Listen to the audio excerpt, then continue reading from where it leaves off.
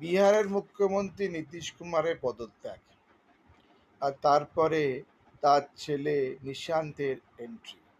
হ্যাঁ, নিশান্ত, যে নিশান্ত এখনো পর্যন্ত রাজনীতিতে যোগ দেয়নি, কিন্তু নীতিশ কুমারের ছেলে নিশান্ত এবারে আসছে পলিটিক্সে, আর সে হবে উপমুখ্যমন্ত্রী বিজেপি চালিত সরকারে। দেখা যাক এটা কি হয়, কিন্তু পরিবারের নতুন একটা পরিবারের এন্ট্রি হচ্ছে, তার নাম হচ্ছে নিশান্ত। হ্যাঁ বন্ধুরা, এই পরিবার, এই আমার পরিবার, তোমার পরিবার, আমাদের সবার পরিবার, এই সবার পরিবার কিন্তু আমাদের করের টাকা কিন্তু আস্তে আস্তে ছিনিয়ে নিচ্ছে আমাদের আপনার থেকে। জিএসটির টাকা, ভ্যাটের টাকা থেকে শুরু করে অয়েলের টাকা, সব টাকা কিন্তু এরা হস্তে করে নিচ্ছে আমার আপনার পরিবার থেকে। মমতা ব্যানার্জি ধর্নায় দিচ্ছে, তার পরিবার তার সঙ্গে আছে, সেখানেও পরিবার। যারা কিনা যোগ্য, যারা দেশকে নতুন উচ্চতায় নিয়ে যেতে পারে, তারা কিন্তু আর সুযোগ পাবে না এই পরিবারের জন্য।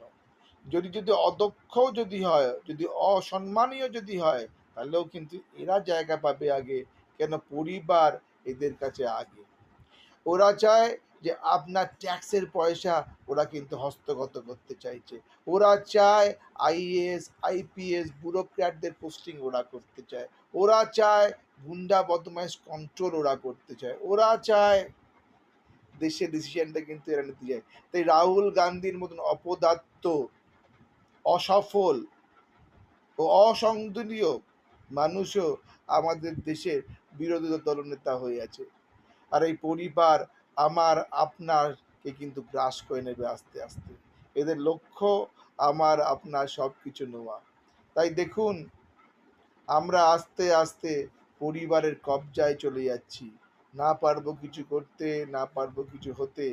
আমাদের সবার কাছে পরিবার। কেন? তারা, হুমায়ুন কবিরও একটা পলিটিক্যাল পার্টি তৈরি করেনি, তার নাম জনতা উন্নয়ন পার্টি।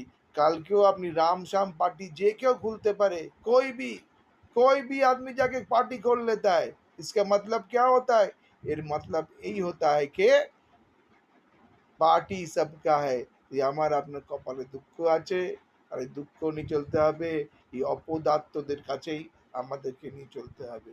এরা অযোগ্য, অপদার্থ, অসদীয়, কিন্তু এদের কথা বড় বড়।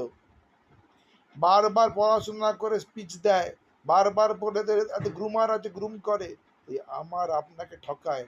আর এদের কাছে কিন্তু আমরা বন্দি, আমাদের ট্যাক্সের পয়সা এদের কাছে চলে যায়। তাই বন্ধুরা, মমতা হোক আর নীতিশ কুমার,